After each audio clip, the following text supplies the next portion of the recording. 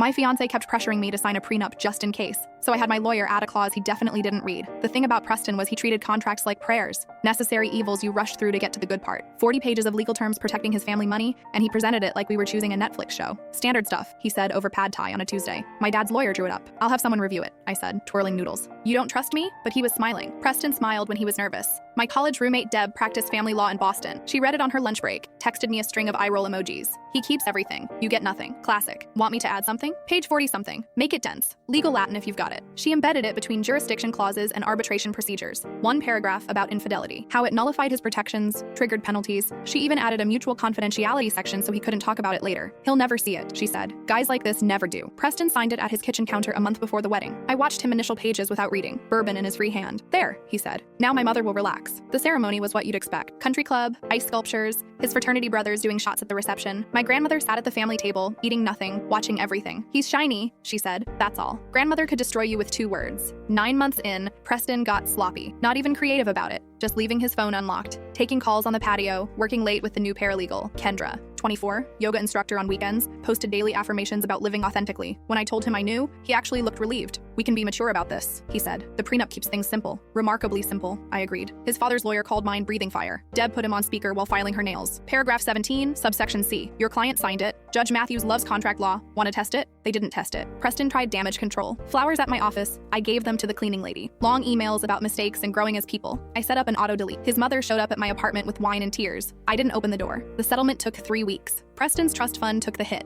I kept the condo, the good artwork, the wedding gifts. He moved into a rental downtown, started dating Kendra officially. That lasted 6 weeks before she found someone with a bigger trust fund. I sold the condo, bought a smaller place near the park, put the rest into index funds and my brother's food truck business. He named a sandwich after me, the Escape Artist. Pickled vegetables and sharp cheese on sourdough. Ran into Preston at a fundraiser last spring. He was with someone new, blonde, young, laughing too hard at his stories. He saw me across the room, raised his glass. I raised mine back. No hard feelings. We both got what we deserved. My grandmother was right. He was shiny. Problem with shiny things is they show every fingerprint, every smudge. The prenup's framed in my home office now, right between my degrees. 47 pages of Preston thinking he was protected. 1 paragraph of him being wrong. You trapped me, he'd said during the mediation. You handed me the paper, I reminded him. I just signed where you told me to. The mediator had to excuse herself. I think she was laughing. These days I date carefully. When men mention prenups, I smile and say absolutely. Then I give them Deb's number. She's added 3 more lawyers to her practice. Specializes in what she calls defensive documentation. Business is booming. Preston's engaged again, I heard. Another country club girl with a good name. Wonder if he'll read the contract this time. Doubt it though. Some people never learn that the devil's in the details, and the details are always on page 40-something, right where no one ever look.